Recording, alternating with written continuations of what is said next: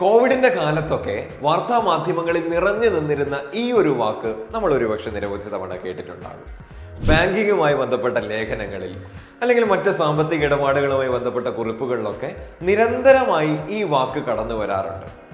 The word moratorium actually comes from the Latin word mora, which means suspension, prohibition or delay. നിർത്തലാക്കുക, വൈകിപ്പിക്കുക, താമസിപ്പിക്കുക എന്നൊക്കെയാണ് ഈ വാക്കിന്റെ സ്വാഭാവികമായ അർത്ഥങ്ങൾ. ഇനി ബാങ്കിങ്ങിന്റെ കോണ്ടെക്സ്റ്റിലേക്ക് വരുമ്പോൾ ലോൺ ലെൻഡേഴ്സ് വായ്പ എടുത്തവർക്ക് വേണ്ടി ഒരു നിശ്ചിത കാലത്തേക്ക് വായ്പാ തിരിച്ചടവിൽ നിന്ന് കൊടുക്കുന്ന ഒഴിവിനെയാണ് മൊറട്ടോറിയം എന്ന് പറയുന്നത്.